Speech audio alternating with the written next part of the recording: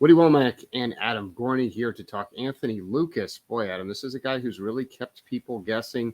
Texas A&M in the mix, Alabama in the mix. Well, LSU made his final list. How do you see this playing out this week?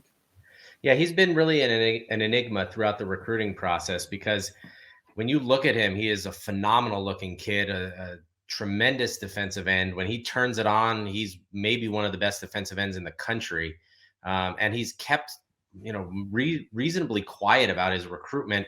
Obviously, a final list here, schools that we, that are in the running. I think Texas A&M is definitely the team to beat right now, but Alabama's right there. I think that he's talked to Alabama a lot, just about how much he can get on the field early, and if that's a concern for him or how they see that playing out. And there's just momentum with Texas A&M in so many ways. One, they're another disappointing season here. They're going to put the best players on the field. They have to. And what they're doing in their defensive recruiting is just phenomenal. I mean, they're just loading up across the board. So Texas A&M has some momentum. I think it's a school that he's liked very, very much. To be a part of a class with so many talented players on all three levels of that defense, really, but especially on that defensive line, could be something really special.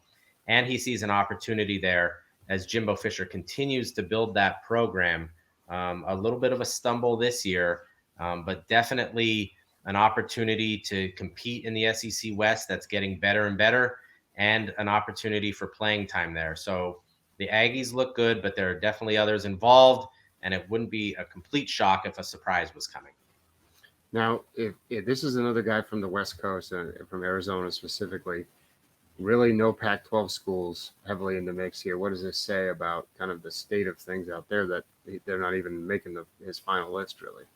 Yeah, he's a Miami legacy, so I think that comes into play.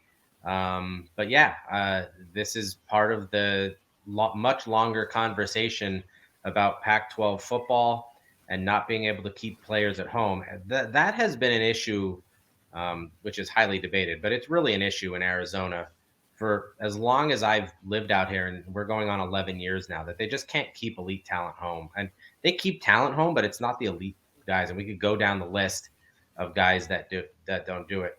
I think it was just too late for Lincoln Riley and his staff to come in and really sway him away from these SEC schools.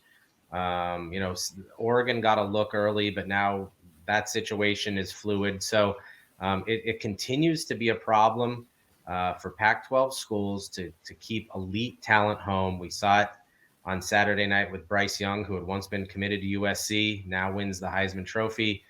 Bijan Robinson, Keely Ringo. I mean, go down the line of guys that if they stayed in the Pac-12 could have an impact, like Kayvon Thibodeau, who did. So Anthony Lucas is one of those guys. Looks like he's certainly headed to the SEC. I think Alabama is still trying to convince him that he can get on the field early and have an impact. But Texas A&M looks to have the lead heading into the decision. All right, so A&M and Alabama duking it out. Nick Saban in his house over the weekend as well. So, boy, this one's going to come down to the end. So stay locked into Rivals.com as we cover everything related to National Signing Day.